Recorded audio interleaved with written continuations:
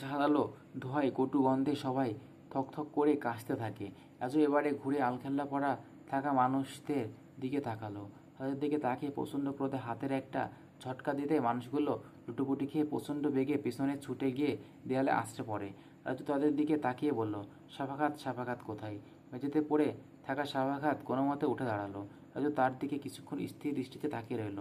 সেই দৃষ্টির সামনে সাফাখাত দুমড়ে মুচড়ে হাঁটু ভেঙে নিচে পড়ে যায়।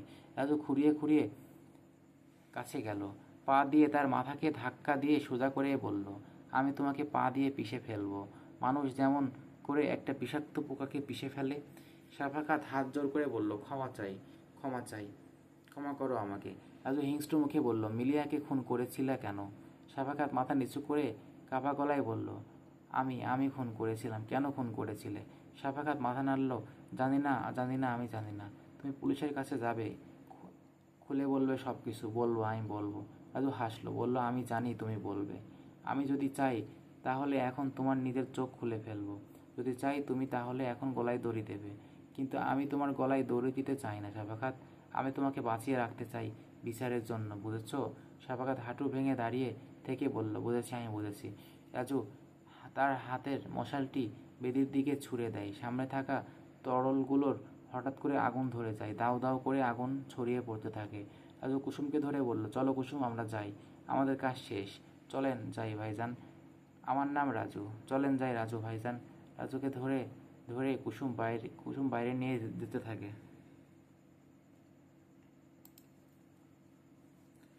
বয়স্ক ডাক্তার চশমার ওপর দিয়ে রাজুর দিকে তাকালেন, তারপরে বললেন, ইয়াং ম্যান, তুমি পুরোপুরি সুস্থ, তুমি এখন যেতে পারো। রাজু বলল, থ্যাংক ইউ ডাক্তার সাহেব। আমি ডাক্তার, তোমার শরীরে চিকিৎসা করার কথা, তোমার ব্যক্তিগত বিষয় নিয়ে আমার কৌতূহল দেখানোর কথা না। তারপর আমি খুবই কিউরিসিয়াস। ওই রাতে কি হয়েছিল বলবে? রাজু অস্বস্তি অনুভব করে। ওই রাতের ঘটনার আগে আরও অনেক কিছু ঘটেছে এবং সব ঘটনা পুরোপুরি না জানলেও কেউ কিছু বুঝতে পারবে না। কিন্তু সেই রাতের ঘটনার কথা কেউ কিছু বিশ্বাস করবে না, বিশ্বাস করার কথাও না। কাজে রাজুর প্রশ্নটা এড়িয়ে যাওয়ার চেষ্টা করলো, বলল, আসলে আমার কিছু পরিষ্কার মনে নাই। যেটুকু আবসা আবসা মনে আছে সেটা সত্যি ঘটেছে নাকি আমি কল্পনা করেছি তাও জানি না।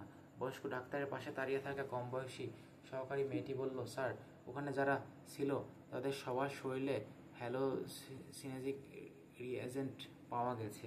ঘরের ভেতর মালসায় আগুন জ্বলিয়ে এর ধোঁয়া তৈরি করেছে। সবার এক ধরনের ইরিওসান হয়েছে স্যার।